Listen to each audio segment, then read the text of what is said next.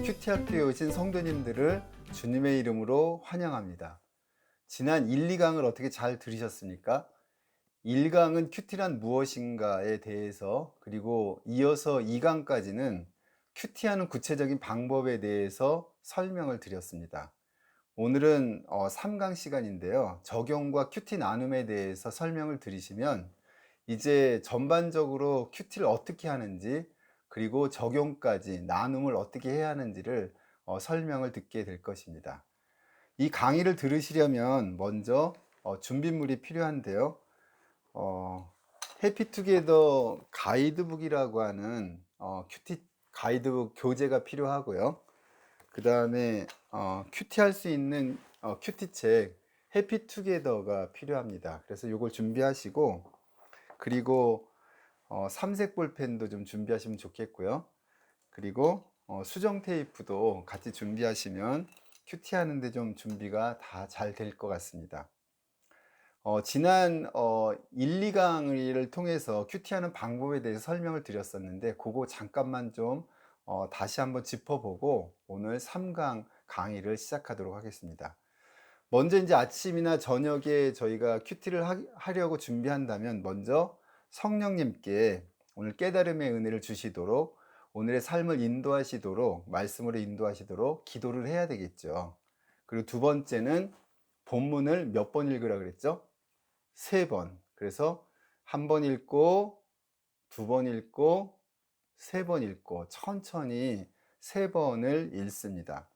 그리고 세 번째 읽을 때에는 본문을 한 3개 정도, 3토막이나 4토막 정도로 나누어야 되겠다라고 하는 마음을 가지고 이렇게 읽으시면 좋을 것 같습니다. 그래서 이 문단을 나누는 것이 조금 어려우면 저희 해피투게더 묵상 포인트에도 보면 괄호로 문단이 다 나눠져 있습니다. 그래서 그것을 이용해도 괜찮을 것 같습니다. 그래서 이제 그 다음에는 그 주어가 우리 빨간 펜, 파란 펜 또 사용해야 되겠죠.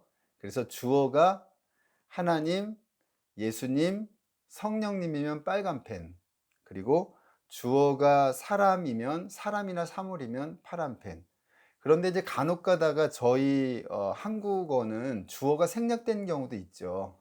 그래서 그 의미를 살펴서 하나님의 속성이면 빨간 펜, 그리고 교훈적인 내용이면 파란 펜으로 하셔도 됩니다. 그래서 적절하게 이렇게 성경을 두 가지의 관점으로 보는 것이죠. 하나는 하나님의 속성의 관점에서, 또 하나는 교훈의 관점에서 바라보는 것입니다. 그렇게 하다 보면 이제 성경을 읽을 때 저희가 큐티를 하거나 통독을 하거나 말씀을 들을 때 빨간 펜, 파란 펜으로 구분하는 거예요. 하나님이 어떤 분이신지, 그리고 내게 주시는 교훈이 무엇인지의 관점에서 성경을 읽고 묵상하고 이렇게 큐티 하시면 되는 것입니다. 그리고 나서 이제 오른쪽에 그 저희 큐티 책에 보면 노트하게 되어 있잖아요. 그래서 왼쪽에서 충분히 본문을 이해하고 나서 오른쪽에 빈 공간에 노트 부분에다가 이제 써내려가기 시작하면 되는 것이죠. 그래서 본문을 요약을 하는 것이죠. 그래서 오늘 한 10줄, 10절, 열 몇 절 내외로 되어 있는 그 본문을 7줄 정도로 적절하게 본문을 요약하시면 되겠습니다. 그리고 아마도 오늘 이제 3개의 문단을 나누고 말씀을 이렇게 묵상하고 읽다 보면 여러 가지 눈에 들어오는 게 아마 있으실 것입니다. 이 말씀이 우리 마음 가운데 들어오게 되면 성령께서 이제 깨달음의 역사를 주시는데, 그 여러 가지 중에서 몇 가지, 한 가지, 원 포인트를 묵상을 하시는 것입니다. 그래서 그 마음에 와닿는 것, 마음에 드는 것, 왠지 마음에 신경이 쓰이는 것, 그 말씀을 묵상 구절로 삼아서 거기에 대한 하나님의 속성이나 교훈, 이 하나님의 속성 교훈을 노트에 적는 것은 오늘 큐티하는 데 있어서 제목과도 같은 거라고 볼 수가 있어요. 그래서 내가 오늘 본문의 제목을 만약에 정한다면 이걸로 정하고 싶다. 그것이 바로 하나님의 속성 또는 교훈을 적으시면 됩니다. 그리고 나서 이제 오늘의 삶을 적어 내려가는 것이죠. 그리고 이제 오늘 설명을 드리겠지만 적용과 기도까지 적으시면 이제 하루의 큐티 노트가 완성이 되면서 큐티가 마무리되는 것입니다. 맨 처음에는 이게 쓰는 습관이 잘 안 돼서 어려우실지 모르겠어요. 근데 쪼끔만 좀 습관을 들이시면 오늘 말씀을 묵상하면서 정리가 되는 하나의 어떤 간증문을 쓰는 듯한, 이 말씀 앞에 내가 하나님 앞에 어떤 모습으로 설 것인가라고 하는 것이 정리가 된다고 볼 수가 있는 것입니다. 그리고 인제 마지막으로 인제 기도하시고 마무리하시면 큐티가 완성이 됩니다. 오늘은 인제 세 번째 강의 시간으로 적용에 대해서 먼저 설명을 드리도록 하겠습니다. 큐티 가이드북의 적용 부분이 지금 몇 페이지인가요? 3 강인데요. 3강 적용과 큐티 나눔이라고 되어 있는데요. 26 쪽이 되겠네요. 그쵸? 26 쪽을 펼치시면서 같이 지금 이 교재의 특징이 빈 공간으로 되어 있어요. 그래서 거기다가 정답을 쓰시면서 답을 쓰시면서 제 강의를 들으시면 되겠습니다. 물론 이 강의는 맨 뒷페이지에 정답이 나와 있습니다. 그래서 나중에 그거랑 좀 맞춰 보시면서 정답을 확인하셔도 괜찮을 것 같습니다. 이 적용이라고 하는 것은 이 뭐 적용을 뭘 설명을 해. 그냥 하면 되는 거지. 그런데 약간의 좀 팁을 드릴 테니까, 지금 이 성경 말씀이 2000년 전, 3000년 전 그전에 쓰여진 하나님의 말씀이란 말이에요. 그것을 2021년도 살아가는 우리에게 어떻게 적용할 것인가? 이게 참 쉽지가 않습니다. 그래서 시중에 나와 있는 많은 큐티 책들이 이런 적용의 관점보다는 성경을 연구하고 성경을 이해하고 성경을 알아가는 데 초점이 맞춰져 있지 않나는 생각이 들어요. 그래서 무엇보다 큐티의 중요한 것은 적용점에 있다고 볼 수 있습니다. 우리 야고보서의 말씀에도 보면 행함이 없는 믿음은 거짓이라고 얘기하잖아요. 그래서 말씀을 가지고 우리가 구체적으로 어떻게 적용할 것인가를 좀 설명을 드리려고 하는 것입니다. 우리 지금 큐티의 키워드 두 가지가 뭐냐면, 하나는 하나님의 속성이고 또 하나는 교훈이라고 하는 관점에서 저희가 큐티를 하고 있는데, 적용도 동일합니다. 내가 만약에 오늘 하나님의 속성에 대해서 묵상을 했다면 하나님의 속성에 대한 적용을 하시면 되는 것입니다. 첫 번째는 뭐냐면 감사하기인 것입니다.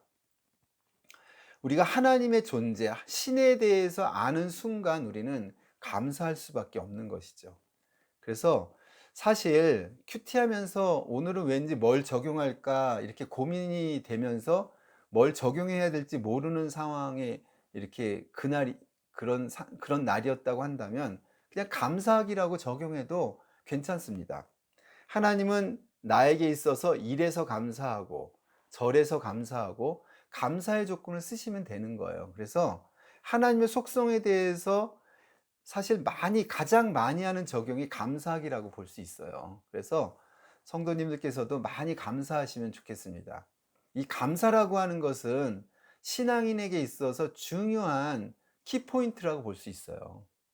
만약에 내가 감사가 없다고 한다면 하나님과 나와의 관계에 문제가 있다고 볼 수가 있는 것입니다. 그래서 늘 감사하는 삶을 사는 것은 성도에게 있어서 어쩌면 근본적인 우리의 모습이 아닐까 하는 생각이 듭니다. 많이 감사하시고 말씀 속에서 감사의 삶을 살아갔으면 좋을 것 같습니다. 두 번째는 찬양하기. 우리가 하나님을 묵상하고 하나님의 어떤 분이신가, 하나님의 속성을 아는 순간 하나님의 속성이 무엇입니까? 우리를 창조하신 하나님, 우리를 구원하신 예수님, 함께 하시는 성령님, 이런 것이 바로 속성이 아니겠어요? 그럼 창조하신 하나님을 내가 묵상한다면 찬양하지 않을 수가 없는 것이죠. 나를 구원하신 예수님을 묵상했다면 그분을 찬양하지 않을 수 없잖아요. 그래서 찬양을 많이 하시는 겁니다. 이 찬양은 멜로디로 노래를 부르면서 하는 찬양도 찬양이지만, 하나님은 어떤 분이십니다라고 쓰는 것 자체가 찬양이라고 볼 수가 있는 것입니다. 그래서 많이 하나님을 찬양하시는 성도님들 되었으면 좋겠습니다. 세 번째는 회개하기. 하나님은 거룩하신 분이기 때문에 말씀을 통해서 우리를 죄에 대해서 깨닫게 하세요. 그래서 하나님의 속성은 거룩에 있거든요. 이 거룩하신 하나님을 묵상하게 되면 우리는 회개가 동반될 수밖에 없는 것입니다. 하나님께서 그렇게 말씀하시잖아요. 내가 거룩하니까 너희도 거룩해라. 우리는 인생을 살아가는 데 있어서 이 거룩, 회개라고 하는 것은 하나님께 나아가는 길이라고 볼 수가 있는 것입니다. 이 회개 없이 하나님께 나아갈 수가 없다는 사실인 것이죠. 네 번째는 결단하기, 결심하는 거죠, 결심. 그래서 하나님의 존재에 대해서 하나님께 무릎 꿇으면서 나의 마음을 다시 한번 하나님께 향할 수 있도록 결단하는 것입니다. 그래서 이 하나님의 속성에 대해서 감사, 찬양, 회개, 결단. 이건 좀 암기하셔도 좋을 거예요. 좋을 것 같아요. 감사, 찬양, 회개, 결단. 감사, 찬양, 회개, 결단. 요것을 좀 생각하시면서 적용점을 찾아보시면 좋으리라고 생각이 됩니다. 이러한 모든 것은 구체적인 생각의 변화라고 볼 수 있어요. 지금 감사하는 거, 찬양하는 거, 회개하는 거, 결단하는 것은 어떤 행동에 대한 움직임이 사실 아니잖아요. 어떤 생각의 변화라고 볼 수 있습니다. 우리는 전도자에 의해서 교회에 나와서 신앙생활을 시작하지만 교회에 나와서 예배드리고 신앙생활 한다고 해서 과거의 생각이 모두 제거되고 신앙인의 모습으로 거룩하게 생각까지도 변하지는 않는다는 거예요. 그런데 이 큐티라고 하는 것은 큐티의 중요한 중요점은 뭐냐면 하나님을 알아가면서 내 생각이 점차적으로 변한다는 것이죠.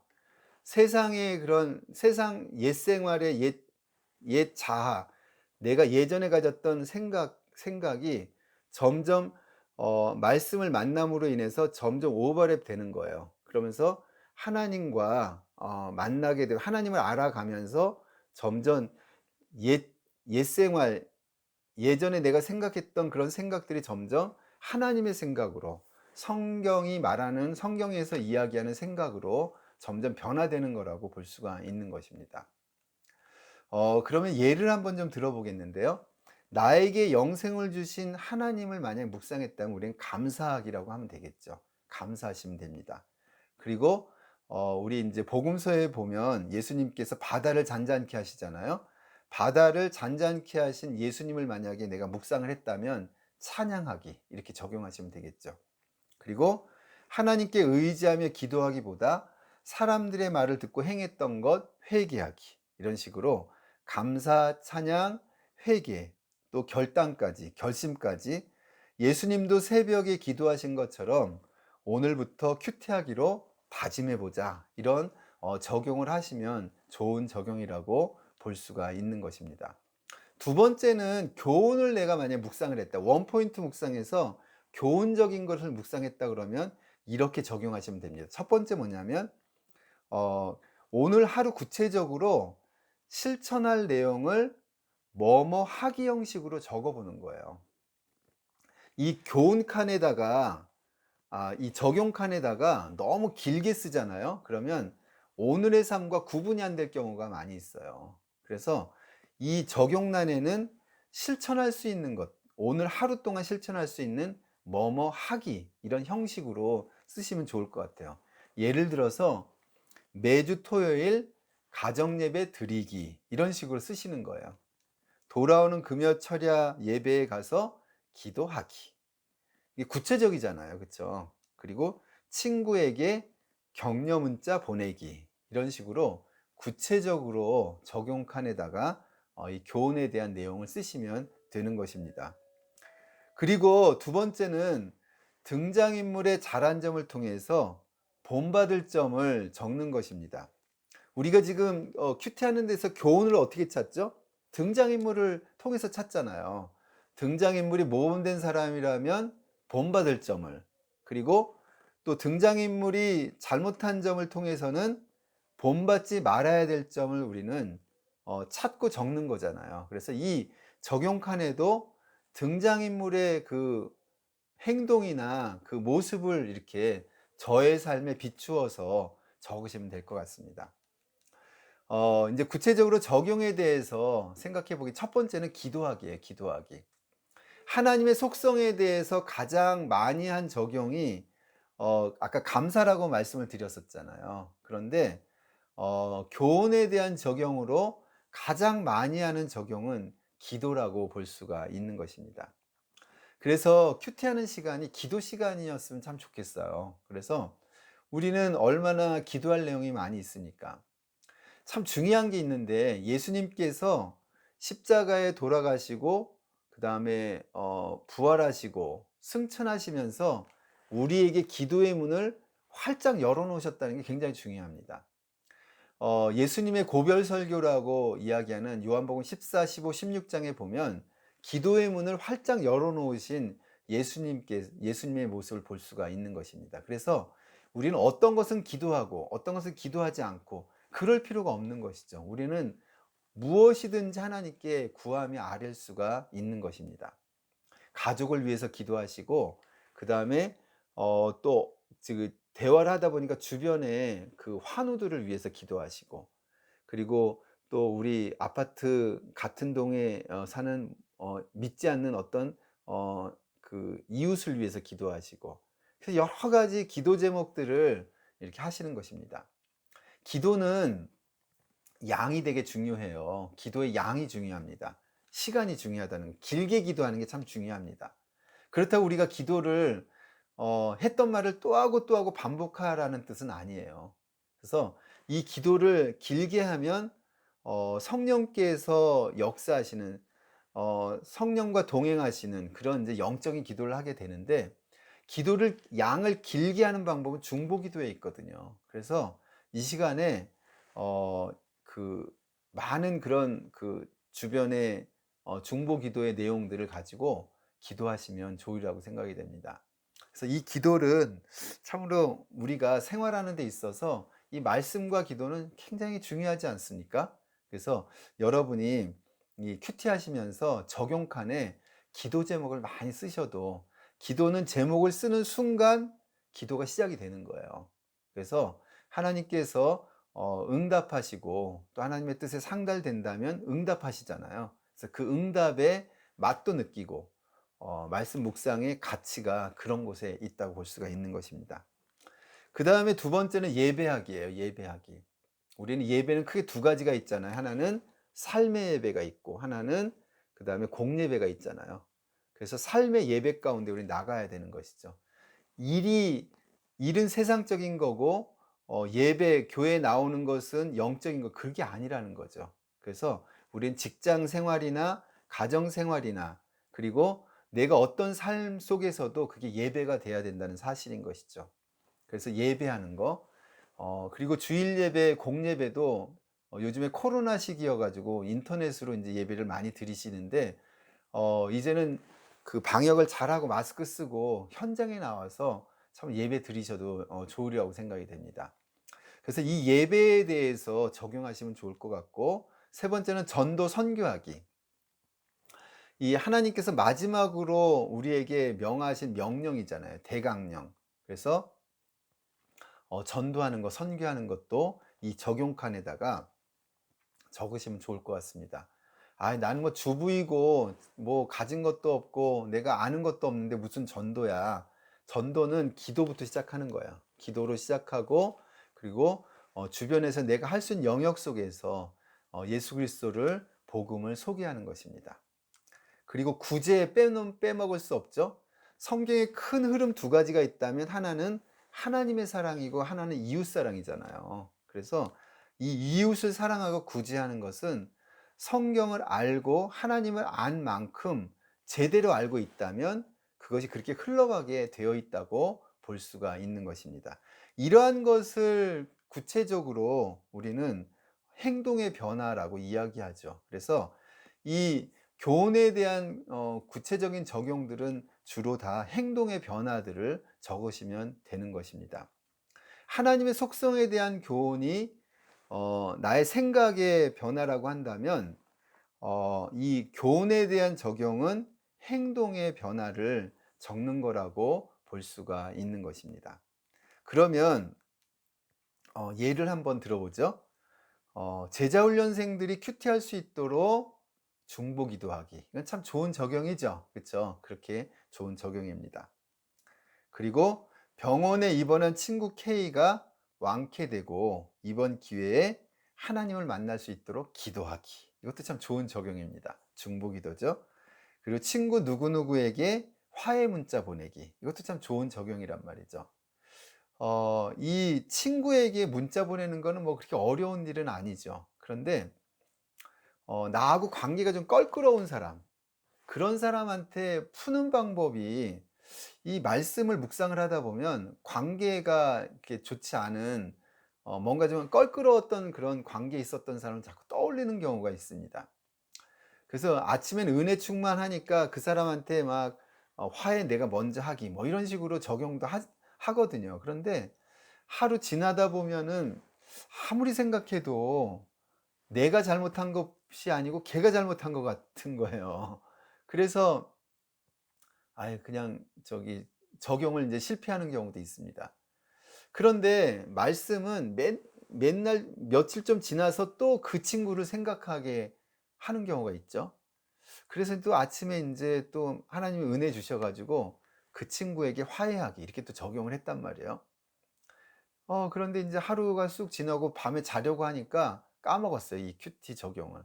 근데 그 친구를 아무리 생각해 봐도 내가 억울한 거예요. 그가 잘못했는데 내가 왜 먼저 이 사과를 해야 돼. 이런 인제 마음이 떠오르죠. 그게 또 실패를 했어요. 그런데 하나님의 말씀은 참 이렇게 묘하고 하나님의 말씀이에요, 정말. 며칠 있다가 또 그 친구가 떠올라서 적용하게 될 때가 있습니다. 그런데 너무 죄송한 거예요, 하나님께. 한 번도 적용했는데 실패하고 또 두 번도 실패하고. 그래서 인제 마지막으로 인제 적용을 썼는데 그다음에 너무 인제 그게 떠올라 가지고, 그래서 그 친구한테 인제 문자를 보내거나 작은 뭐 선물 하나 보내거나 이런 데 적용을 하게 되는 것이죠. 이 적용이라고 하는 건 이런 데 있어요. 나는 정말 그 친구에게 사과하고 싶은 마음이 조금도 없지만 말씀에서 나에게, 하나님께서 저에게 사과하라고 말씀하시기 때문에 거기에 순종하는 데 의미가 있는 것입니다. 그러면 제가 그 친구에게 마음을 조금 열잖아요, 이렇게. 그러면 그 친구도 마음을 저에게 연다는 사실이에요. 그러면서 화해가 이루어지고 풀어지는 경우가 많이 있습니다. 그래서 이렇게 구체적으로 적용을 하시면 좋으리라고 생각이 되고요. 부모님 생일 준비하기. 선물도 되게 중요하죠. 그래서 선물은 마음을 풀어주게 되는 것입니다. 그리고 7절 여러 번 읽고 묵상하기. 이것도 참 좋은 적용이죠. 특정한 말씀이 마음에 꽂혔어요. 그래서 그 말씀을 포스트잇에다가 써 가지고 일하는데 사무실 그 컴퓨터에다 붙여 놓기도 하고, 냉장고 거기다가 붙여 놓기도 하고, 또 여러 번 읽기도 하고, 이런 것도 참 좋은 적용이라고 볼 수가 있는 것입니다. 적용의 예를 한번 들어보겠는데요. 매일 전도하기라고 하는 적용은 제가 X표를 해 놨어요. 이 매일 전도하기라고 하는 적용은 얼마나 훌륭하고 존경스럽습니까? 이렇게 전도하시는 분들. 그런데 우리가 이제 매일 전도하기라고 하는 것은 사실 어떻게 하다 보면 매일 전도 안 하기라고 하는 적용이나 비슷할 때가 있습니다. 그래서 이런 적용보다는 2층 아파트, 우리 아파트에 새로 이사 온 2층 세댁에게 그 주보나 세종항신문 갖다 주기, 이런 적용이 훨씬 더 좋은 적용이라고 볼 수 있습니다. 그래서 아침에 막 은혜가 충만하고 성령 충만하다 보니까 막 세계 선교하겠습니다, 매일 전도하겠습니다, 이런 결단도 중요해요. 그런데 구체적인 그런 전도에 대한 적용을 하시는 게 더 좋으리라고 생각이 됩니다. 그리고 거짓말하지 않고 정직하게 살기, 이것도 굉장히 교과서적인 이야기인데요. 이런 건 막연하죠. 그렇죠? 이런 적용보다는 좀 이렇게 구체적으로 적용하시는 게 좋을 것 같습니다. 그다음에 어려운 일이 있을 때 기도하기. 이것도 지금 이제 구체적이지 못하죠. 그래서 구체적인 기도 제목을 적으시면서 적용하면 좋으리라고 생각이 됩니다. 마지막으로 이제 기도 칸을 채우시면 오늘 이제 큐티가 완성이 되는데요.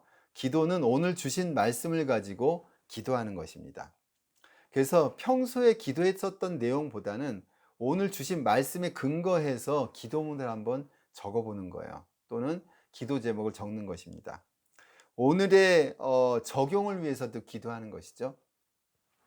우리가 이 적용이라고 하는 게 쉬운 적용도 있지만 어려운 적용도 있어요. 아까 친구와의 껄끄러운 친구와의 관계라든지 그다음에 뭐 이렇게 여러 가지 적용이 많이 있잖아요. 우리 근심 걱정 같은 것들 그런 것들을 위해서 적용하는 것이죠. 그리고 중보기도 돌림기도를 하시면 이제 큐티가 마무리된다고 볼 수가 있습니다. 이 돌림기도 같은 경우에는 이제 가정 예배를 드리거나 공동체가 큐티 같이 할 때 한마디씩 한마디씩 기도하는 거거든요. 그래서 5명이 만약에 기도한다면 마지막으로 기도하는 사람을 정해서 오늘 말씀을 근거해서 한마디씩 기도하고 맨 마지막 사람이 예수님의 이름으로 기도합니다라고 마치면 이게 돌림기도가 되는 것입니다. 그래서 이 기도 칸에는 나로부터 주변과 이웃과 선교사회 해외 선교 열방에까지 기도의 영역을 좀 넓히시면서 기도하시면 좋으리라고 생각이 됩니다. 어떻게 이제 그 큐티에 대한 전반적인 설명을 좀 드렸습니다. 그래서 한 번 더 강조를 드리면 이제 그 먼저 기도하시고 그리고 어떻게 하라 그랬죠? 3번 읽으라 그랬죠? 한 번 읽고 2번 읽고 3번 읽고. 그래서 세 번째 읽을 때에는 적절하게 문단을 한 3개 정도로 나눠 보는 것입니다. 그리고 그 문단 속에서 하나님의 속성이 들어 있으면 빨간 펜, 교훈이 들어 있으면 파란 펜, 주어가 하나님, 예수님, 성령님이면 빨간 펜, 사람이나 사물이면 파란 펜, 이런 식으로 각 문단마다 한두 개 정도의 하나님의 속성과 교훈을 화살표에서 쫑알쫑알 쓰시면 됩니다. 그 정도 성도님이 만약에 그렇게 노력을 했다면 그날 본문 이해는 충분히 됐으리라고 생각이 돼요. 그리고 나서 이제 오른쪽으로 노트 부분으로 넘어오는 거잖아요. 그래서 맨 위에는 본문을 요약하고 그다음에 오늘 여러 가지 팩트 중에서 한 가지 마음에 와닿는 것 원포인트 묵상을 중심으로 해서 묵상 구절, 하나님의 속성 또는 교훈 찾기, 오늘의 삶, 적용, 기도까지 완성을 하시면 오늘 큐티가 완성이 된다고 볼 수가 있는 것입니다. 그런데 이제 이 큐티를 혼자 지속적으로 이렇게 하시다가 약간 좀 이렇게 그 잘 안 될 때가 있어요. 그 안 될 때는 왜 그런가 하면 물론 이제 그 다른 여러 가지 요인도 있지만 이 큐티를 나눌 수 있는 장이 없어서일 수도 있습니다. 그래서 이제 이어서 제가 큐티 나눔에 대해서까지 좀 설명을 좀 드리려고 합니다. 이 큐티 나눔이 얼마나 중요한가. 그래서 이 나눔이라고 하는 걸 통해서 큐티가 이제 조금 더 이렇게 제가 이제 설명을 좀 차근차근 중요성과 어떻게 하는지를 같이 설명드리려고 합니다. 우선 나눔의 유익에 대한 것인데 큐티 나눔의 유익은 첫 번째로 나눔은 묵상의 꽃이라고 거기다 써보시겠어요? 나눔은 묵상의 꽃인 것입니다. 우리가 큐티를 하는 데 있어서 나누지 않는다면 꽃이 피어지지 않는다는 거예요. 이 나눔이라고 하는 건 뭘까요? 내 입으로 이야기하는 거죠.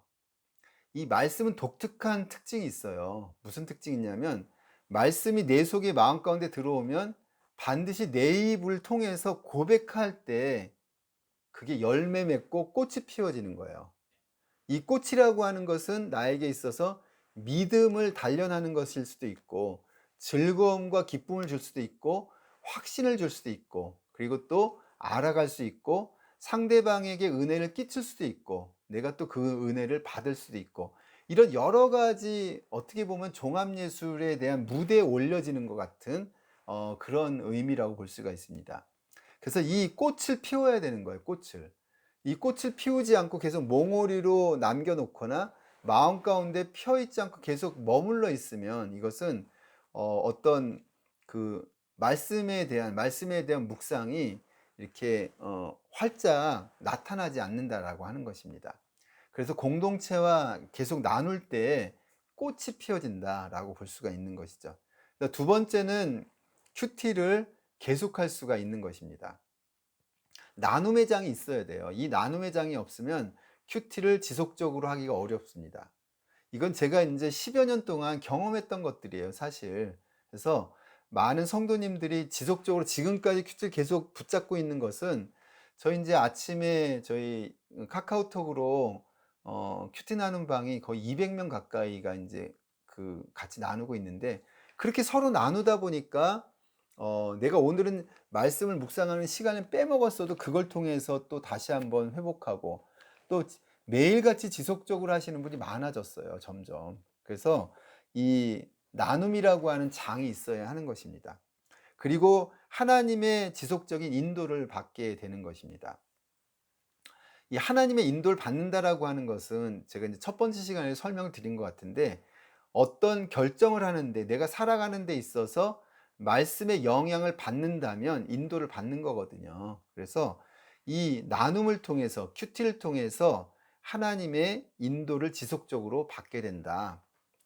제가 예전에 처음으로 이제 큐티 배울 때 탁조 목사님이 강의했던 생각이 나요. 그분은 이런 말씀을 하시더라고요, 그때. 큐티하면서 결정하는 것은 하나님의 뜻일 가능성이 크다, 이런 말씀을 하신 적이 있어요. 근데 제가 지금까지 이제 살아오면서, 말씀과 동행하면서 살아오면서 깨닫게 되는 건 거의 맞는 것 같아요.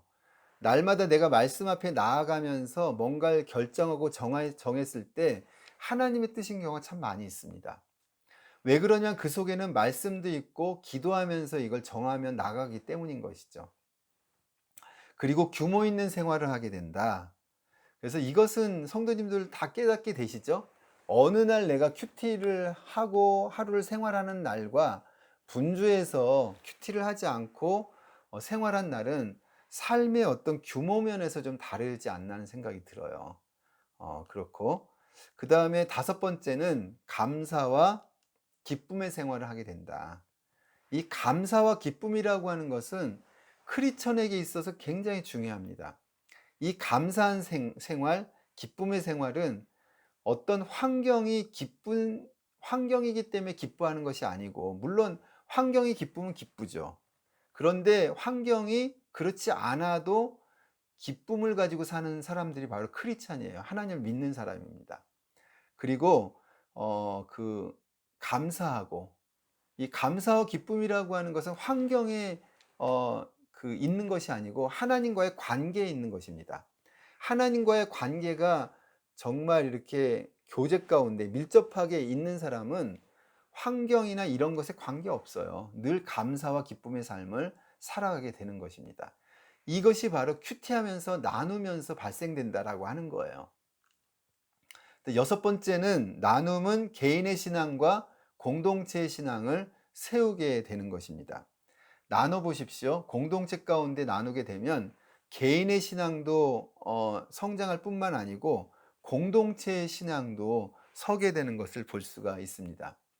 제가 이제 같이 사역하는 우리 공동체도 목요일마다 사무실에서 이제 일하기 전에 큐티 나눔을 하거든요. 그때 되면 이제 각자가 나눴던 개인의 신앙들을 이야기하죠. 저희가 이제 마감에 쫓기고 굉장히 바쁩니다. 그런데 이 시간이 귀한 것은, 우리가 정말 일도 중요하지만 우리의 생각과 마음과 신앙이 묻어나와 있는 사역이 중요한 거잖아요. 그러다 보니까 이제 시간이 지나면 지날수록 우리 간사님들, 또 우리 사무실 식구들이 굉장히 공동체가 신앙 안에서 이렇게 잘 세워진다고 그럴까? 그런 것들을 좀 경험하게 되는 것입니다. 그래서 우리 가족과 그리고 믿음의 공동체 가운데 이 큐티 나눔을 한번 해보십시오. 저는 10여 년 동안 제가 입에 달고 살았던 게, 일하기 전에 큐티하자는 거예요. 큐티하고 일하자는 거예요.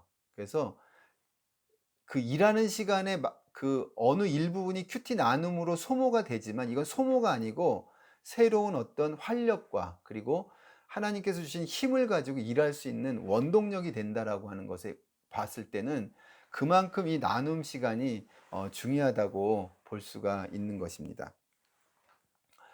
그리고 나눔의 방법인데요. 나눔의 방법은, 큐티 나눔은 4명에서 7명 정도가 적정하지 않나 하는 생각이 들어요. 너무 많아도 이 나눌 수 있는 이제 시간과 여러 가지 집중력이 많이 떨어지지 않나 생각이 들고요. 그래서 대략 이렇게 적절하게 나누시면 됩니다. 이 지도자 같은 경우, 인도자 같은 경우는 본인이 말을 너무 많이 하지 말고 그 참여하신 분들에게 좀 이야기할 수 있는 시간을 좀 많이 주시면 좋을 것 같아요.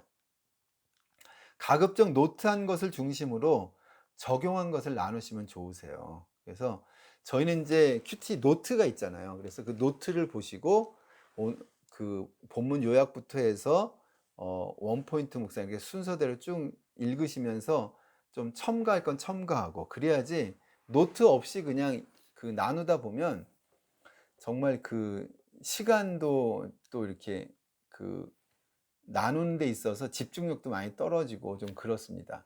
우리가 사실 큐티가 중요하지만 큐티만 할 수는 없잖아. 일도 해야지. 그러니까 그 짧은 시간에 좀 이렇게 나눌 수 있는, 효과적으로 나눌 수 있는 방법은 노트한 걸 중심으로 해서 이게 적용점을 좀 나누시면 좋으리라고 생각이 됩니다. 적용의 성공담뿐만 아니고 실패담도 나누는 것이 좋습니다. 어떻게 보면 이제 큐티 나누다 보면 자신의 성공 스토리만을 이야기하는 경우가 있어요. 근데 그런 거 아니에요. 이 큐티는 사실 저희가 이렇게 큐티 노트를 일주일 동안 한 걸 이렇게 쭉 살펴보면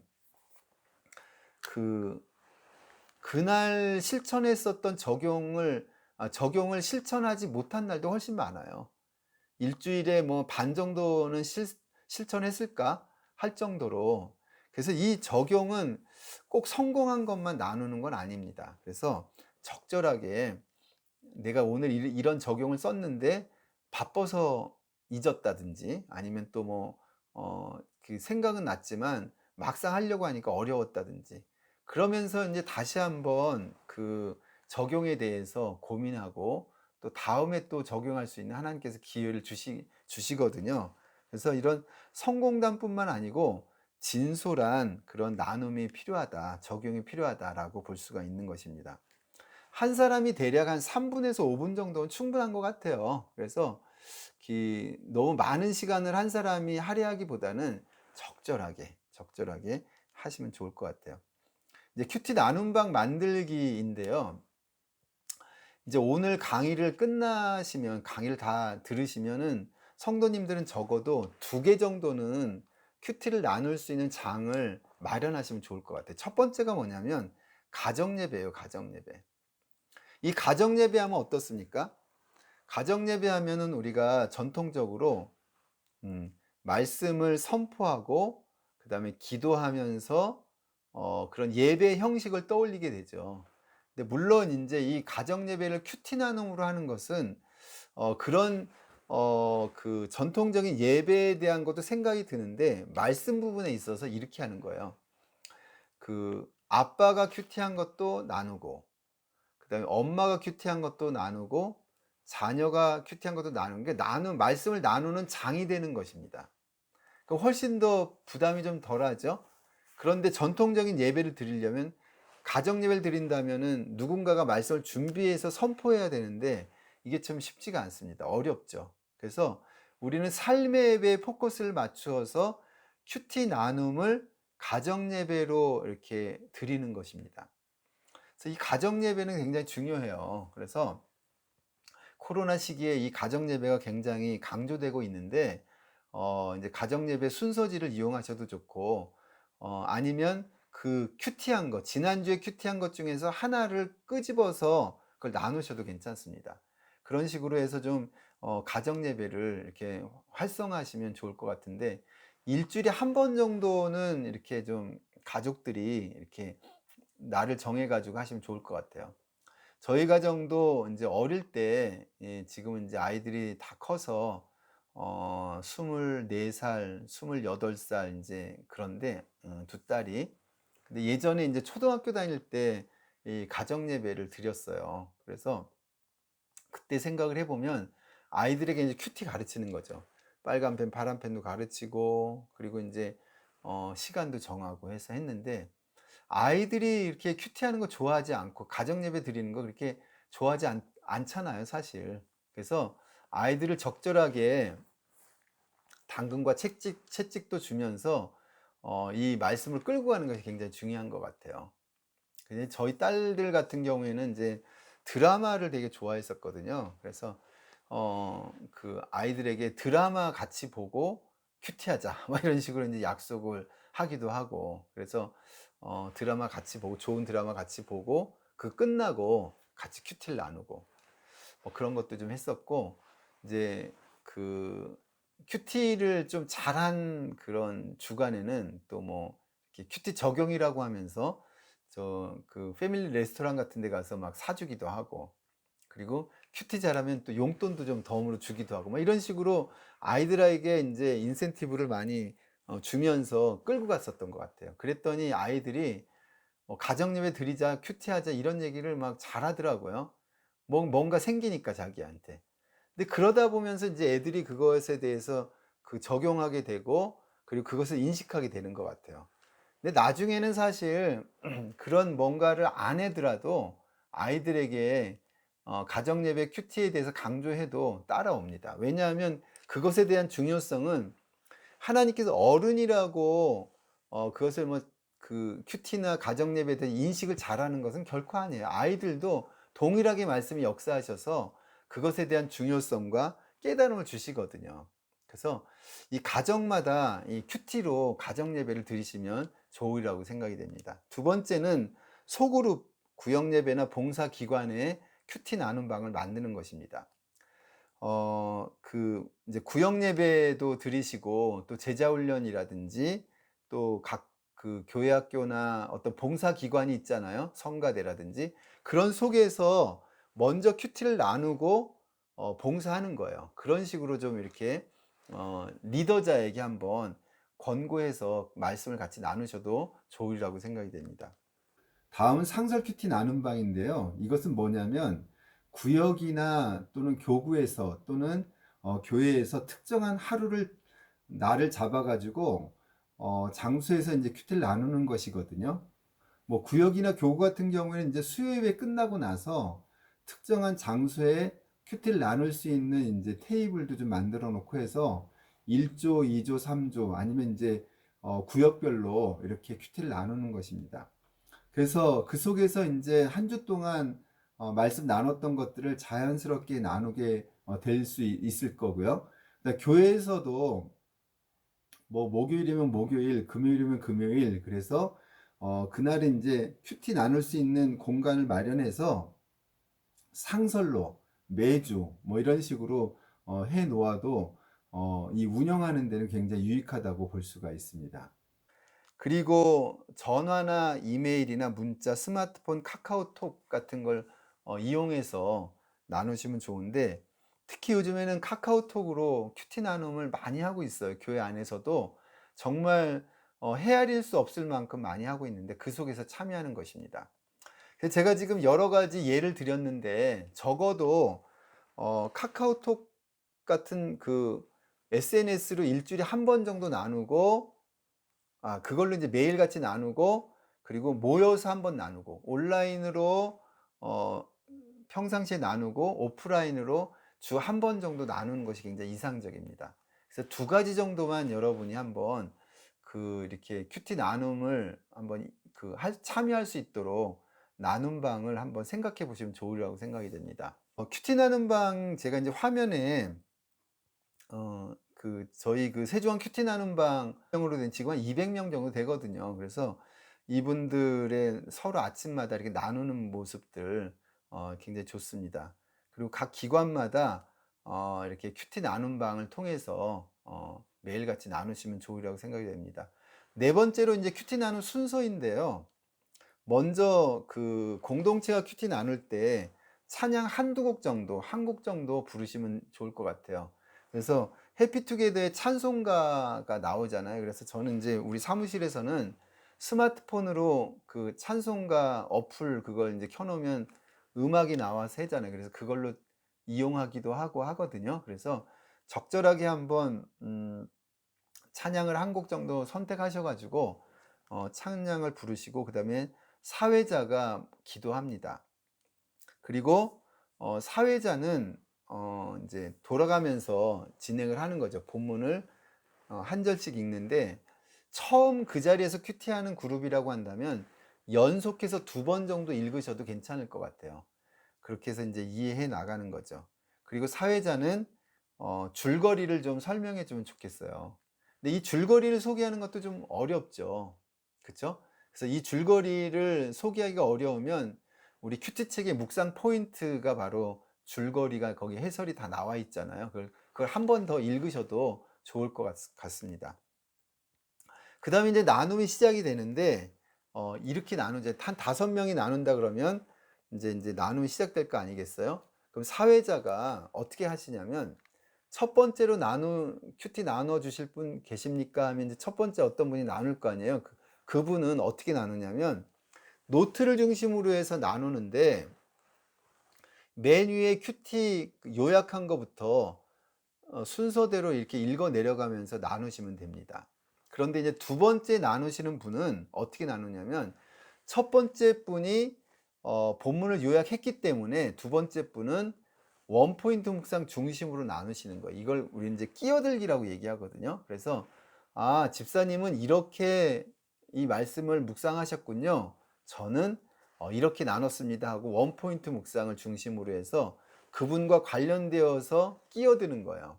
그렇게 해서 나누시면 됩니다. 그래서 첫 번째 사람이 나누고, 두 번째 사람이 끼어들고, 세 번째가 또 끼어들고, 네 번째가 끼어들고, 다섯 번째가 끼어들면서 나눔을 자연스럽게 하다 보면, 오늘 말씀은 동일하게 하나인데 이 5명이 각각 나눈 것에 대한 그 내용들은 서로 다르더라고요. 그만큼 하나님께서, 성령께서 주시는 각자의 깨달음이 있는 것이죠. 그렇게 해서 자연스럽게 이렇게 나누시면은 큐티가 그 나눔이 되어지는 것입니다. 그리고 마지막에 이제 중보 기도하고 돌림 기도로 마무리를 하시면 큐티 나눔이 완성이 되는 거예요. 그러면 이게 가정 예배에 적용하던 어떤 공동체에 적용한 무리가 없죠. 이런 식으로 적용을 하시면 좋으리라고 생각이 됩니다. 오늘 이제 마지막 강의인데요. 설교 큐티에 대한 얘기만 하고 오늘 강의를 마무리하도록 하겠습니다. 저희 그 큐티 책에 보시면 주일날치에 보시면 큐티 노트가 있어요. 이렇게 큐티 노트가 나와 있는데, 이 큐티를 노트를 하면서 설교를 듣는 것을 의미합니다. 그래서 설교를 들을 때 노트를 하면서 듣는 거예요. 그래서 이제 저희가 주보를 가지고 예배에 들어가게 되면 먼저 큐티 노트를 펼칩니다. 그래서 거기다가 주보를 보고 말씀 제목하고 말씀하고 설교자를 먼저 적으시고 말씀을 들을 수 있는 준비를 하는 것이죠. 그래서 이 노트를 하면서 그 설교를 듣는 건 굉장히 유익이 많이 있습니다. 우리의 그런 말도 있잖아요. 메모에는 힘이 있다고. 그래서 노트를 하면서 귀로 들으면서 쓰면서 그리고 눈을 주시하고 하다 보면 그 설교에 대한 집중력도 되게 뛰어나고 우선 졸립지 않아요. 그리고 말씀을 잘 정리할 수가 있습니다. 그래서 정리하는 것도 거기 순서대로 다 돼 있어요. 첫 번째는 설교를 요약하게 되어 있습니다. 그래서 목사님께서 말씀하시는 거를 그냥 두서없이 다 적는 거예요. 그냥 적는데, 어떤 관점에서 적냐면 2가지 관점에서 적는 것이, 하나는 뭐냐면 우리가 큐티 지금 어떻게 하죠? 하나는 하나님의 속성의 관점에서, 또 하나는 교훈의 관점에서 큐티 하잖아요. 그래서 동일하게 목사님께서 말씀하시는데 하나님이 어떤 분이신가라고 하는 귀를 열어놓는 거예요. 또 하나는 교훈이라고 하는 관점에서 설교를 듣는 거예요. 이 큐티라고 하는 것은 말씀이 있는 곳에는 항상 묵상이 있어야 되는 거잖아요. 그렇죠? 그래서 한 주 동안 담임 목사님께서 설교를 준비하실 때 뭐 제가 그 내용은 다 알 수는 없지만 이 2가지 관점에서 준비하지 않는 생각이 듭니다. 하나는 하나님이 어떤 분이신가를 성도님들에게 알려주기 위해서, 또 하나는 한 주 동안 어떻게 살아가야 할 것인가 교훈하기 위해서 설교를 2가지 관점을 준비한다면 우리는 그렇게 들으면 되는 거죠. 그렇게 준비하셨다고 한다면. 그렇죠? 그래서 설교를 요약하면서 쓰면서 들으실 때 이 두 가지 관점을 꼭 기억하시는 거예요. 그 다음에 이제 하나님의 속성 또는 교훈 찾기. 설교가 다 끝날 쯤 되면은 아마 이제 그 설교 요약에다가 하나님의 속성은 뭐 밑줄도 좀 빨간 펜도 그어보고 이렇게 이제 그으면서 하다 보면 마음에 와닿는 것, 하나님의 속성이나 교훈이 몇 개가 생길 거예요. 그 중에 한 가지만 정해가지고 하나님의 속성 또는 교훈에다가 쓰시는 것입니다. 그리고 마지막으로 이제 적용 칸에다가 쓰시고, 이 적용을 쓰실 때는 어떻게 쓰시는 게 좋으냐면, 우리가 큐티할 때는 매일 실천할 것, 매일 그날 실천할 것을 쓰잖아요, 적용란에다가. 근데 그 설교 큐티의 적용은 일주일 동안 실천할 걸 적으시는 거 좋을 것 같아요.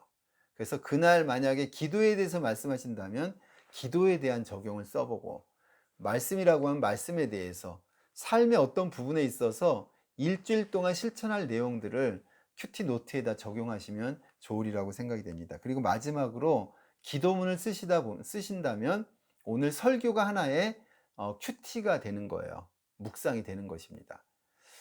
사실 우리가 설교를 듣고 예배당에 나오는 순간 제목조차 무슨 말씀인 것조차 까맣게 잊어버리는 경우가 많이 있는데, 이렇게 설교 큐티를 한번 해보십시오.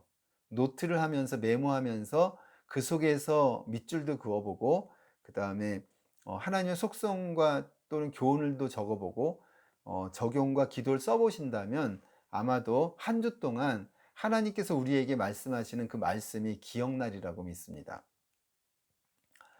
그렇게 해서 이제 설교 노트를 완성하시면 됩니다. 오늘 3강을 마무리하겠는데요. 오늘은 적용에 대해서, 그리고 나눔의 중요성에 대해서 설교 큐티까지 설명을 드렸습니다. 여러분이 이제는 그 큐티 하실 때 방법적인 것부터 중요성까지 설명을 들으셨으니까 매일같이 큐티 하면서 이렇게 하나님과 동행하면서 살으시면 되는 것입니다. 오늘 그 강의 들으시느라고 수고하셨고요. 저는 또 다음 시간에 네 번째 강의로 여러분에게 인사를 드리도록 하겠습니다. 오늘 강의 들으시느라고 수고하셨고, 한 주 동안 말씀과 동행하시면서 승리하시기를 주님의 이름으로